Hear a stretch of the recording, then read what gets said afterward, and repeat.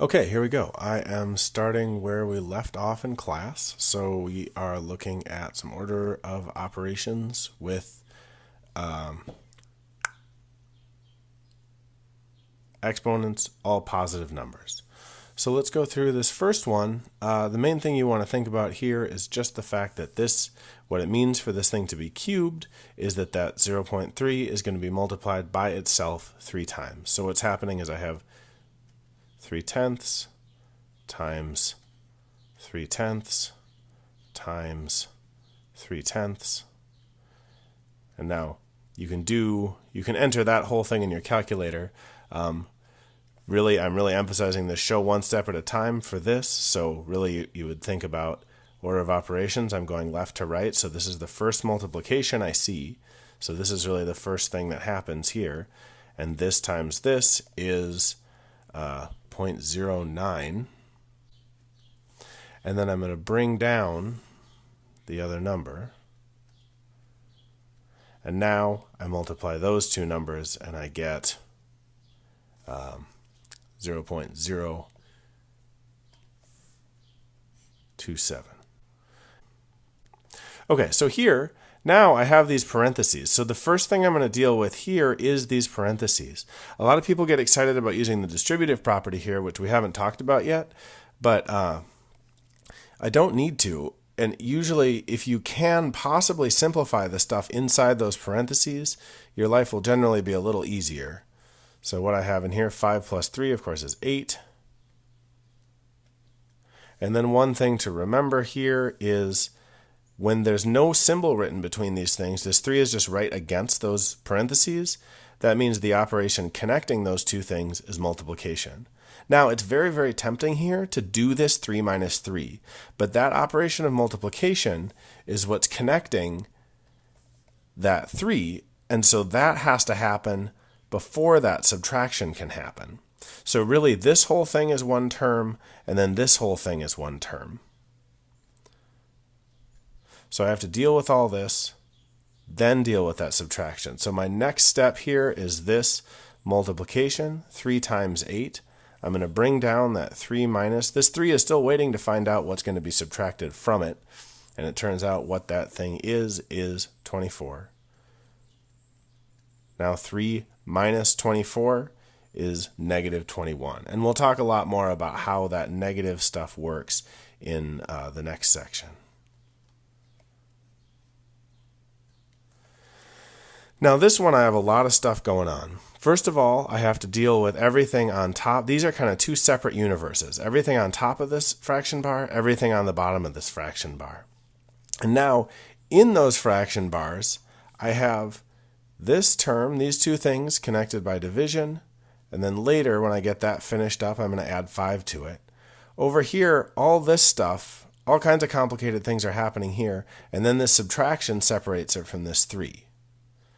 So I'm going to go through. I'm going to be pretty serious about my order of operations here, so I'm just going to copy down everything. I'm just going to deal with that exponentiation. So I have 36 divided by 9 plus 5 all over 2 times, now that exponentiation, 5 squared is 25 minus 3. And now I'm going to go through, I have, if I just start looking upstairs, I have this division, and then that addition is going to happen. So I'm going to do that division now. So that division, I have 36 divided by 9. That ends up giving me 4. So that 4 comes down. Later I'm going to add 5 to it. And then I have 2 times 25 here. That is 50. So 2 times 25, 50 minus 3. Now I have 4 plus 5 is 9 on top. And on the bottom I have 50 minus 3 is 47. And now you might want to check to make sure in your calculator or thinking about factorization, is there anything I can cancel out here? In this case, there isn't. So this is a fully simplified fraction.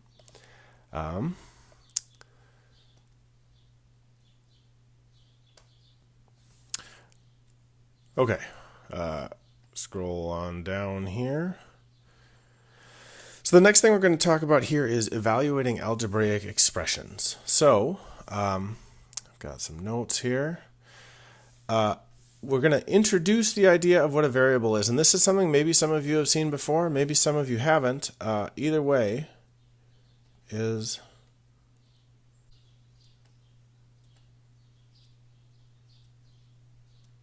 okay.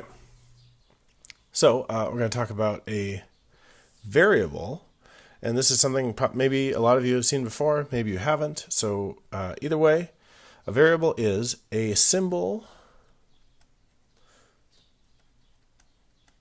that represents an unknown number. So we're going to use all kinds of different symbols. Some of the most common ones you'll see, of course, are X, Y, Z. If you keep going with algebra, you might see some other things. And we'll see this actually in some word problems like T for time. Sometimes you'll see that. Maybe an L for length. Later on, you might see a symbol like theta. What an algebraic expression is, and this is one of the big things that we'll talk about, is the difference between expressions and equations. So an algebraic expression is a collection of algebraic symbols with no equal sign. So that means this algebraic expression is not a statement about things that are true or false. It is something that we will evaluate to find a particular value. So to evaluate an algebraic expression, substitute a given value for the variable, and you want to use parentheses when you do that.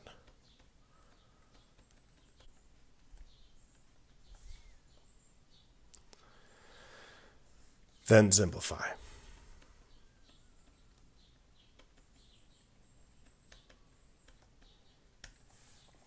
Okay, so here are a few examples. Evaluate each expression if x equals 3 and y equals 2. So what I'm going to do is just take... So what this means is every time I see an x, I'm going to replace that x with 3, and again I want to use parentheses for that. And every time I see a y, I'm going to replace that y with 2. So down here I have 2 times x minus y, and my y here is 2. Now here it might seem like overkill to use these parentheses, but the idea is if you get into the habit of substituting things in parentheses, then when things get more complicated with negative signs and things like that, we'll get into less trouble. Now I just use my order of operations. I have some multiplication here. I'm going to perform that multiplication. 2 times 3, of course, is 6. So I have 6 minus 2, and then I can do that subtraction. 6 minus 2 is 4. So that's my final answer. That's what that expression evaluates to. So I don't have an answer like x equals 5 or something like that. I just have a number. So I'm not solving, I'm evaluating. And this is something that can get people in trouble if you never really quite figure it out. Then when the final comes around, it can be kind of a mess. So here I've got some fractions. Step 1 with fractions, as always, is do not panic. So I'm going to take everywhere I see an x, I'm going to replace it with 3.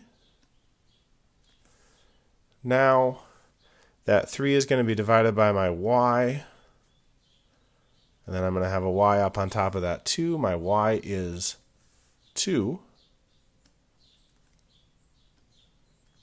And now I have a common denominator, so I'm allowed to just go and add these fractions. Because I have a common denominator, I'm just going to add across the top. So I have my numerator, I have 3 plus 2, And then that common denominator just stays 2. And this, sometimes people get into trouble with this because in multiplication, you multiply across the top, multiply across the bottom. What addition is about is counting things that are exactly the same. So I have 3 halves over here. I have 2 halves over here. Addition wants to find out what the total number of halves is. So the total number of halves, I have 3 plus 2. So my final answer is 5 halves. And I don't mind if you write that as, 2.5. Generally, though, 5 halves is nicer. Draw a nice little box around that. Okay, so here this is kind of where things get a little crazier. And I'm going to actually go in here and I'm going to do these parentheses in advance. So I have 3 times the x, and then that x is going to get squared. And I'm going to subtract from that whatever my y is, and that y is going to get squared. And things can get a little confusing with the squares and the substitution. So now when I put in my x is 3. I'm going to put it in here. My y is 2. I'm going to put that in here.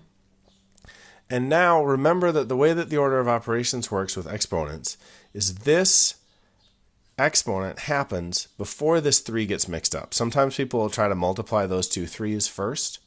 So this 3 stays out here. Then that blue 3 squared is 9. And then I'm going to subtract from that 2 squared, which is 4. And now, again, I'm not going to do this 9 minus 4 because I have some multiplication I have to do first.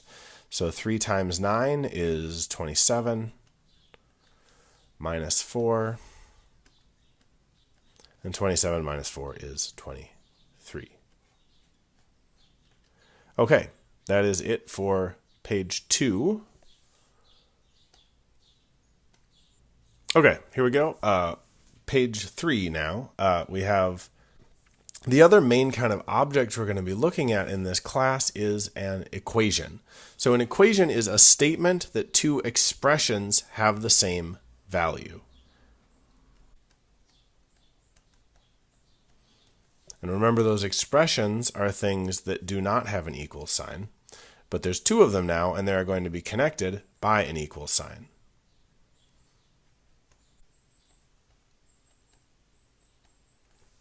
Okay, now the solution to an equation, and this is when we simplify or evaluate expressions, but we're going to be solving equations. The solution is a number that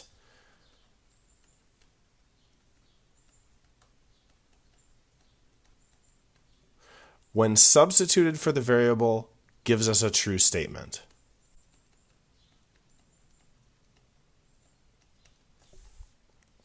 Okay, so when you're solving an equation, what you're doing is you are finding values that make an equation true. Okay, so just one more time to reiterate, an expression does not have an equal sign. Does not have an equals sign. And an equation does have an equal sign.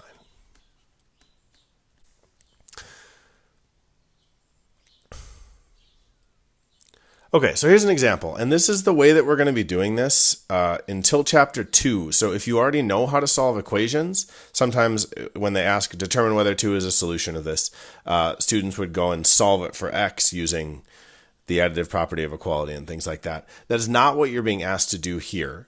So if I or the textbook ask you to determine whether 2 is a solution of this equation, what they want you to do is take this equation and see what happens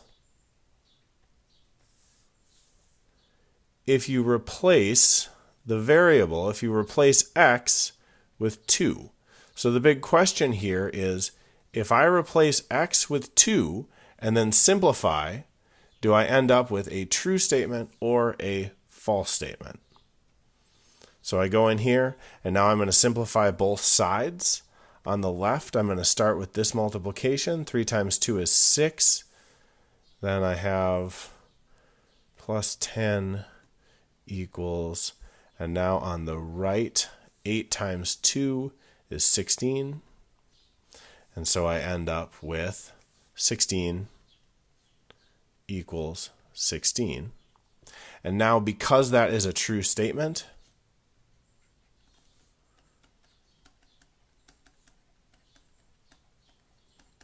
that means x equals 2 is a solution.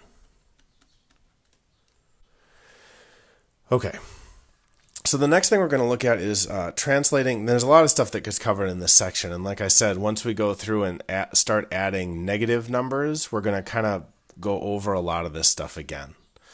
So translating mathematical phrases, English language phrases, into mathematical expressions.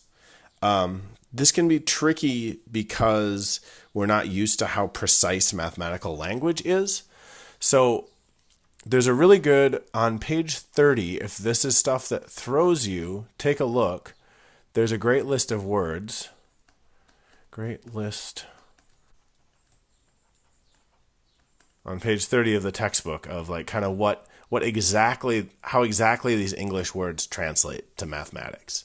So here, for example, the sum of a number and 3. The word sum means addition. And then when I'm adding, that means two things are getting added together. And one of the things you want to do when you're looking at a phrase like this is, and for me it really helps to box things up, the sum of two things. Which two things? I've got a number and then 3. So those are the two things that are getting added together. So the sum means two things are getting added, and then I can go look forward in the phrase and find those two things. Now this, a number, that's something I don't know what that is. So I'm just going to use a variable, and then the thing that's getting added to it is 3. So that's not too crazy of an example. 5 times a number increased by 7. So there's a little more going on here, and I always want to be looking for words that can help me. I know that times means multiplication. And just like addition, if I'm multiplying, two things are getting multiplied together. So I have 5 times a number. And I'm just going to get that part figured out. So I have 5 times some unknown number increased by, and this is also a little confusing because multiplying things makes them bigger too. But when the word increased is used, that means addition. So this product, this was my multiplication thing, then is going to be increased by 7. And that's it. That's my final answer. 5 times x plus 7. You could write it as 5x plus 7. So here I'm taking a number, multiplying it by 5, increasing that by 7. Same kind of thing for equations and inequalities, only now your big key to these, and this can help with word problems, this can help a lot throughout this course, is the word is. Is means equals.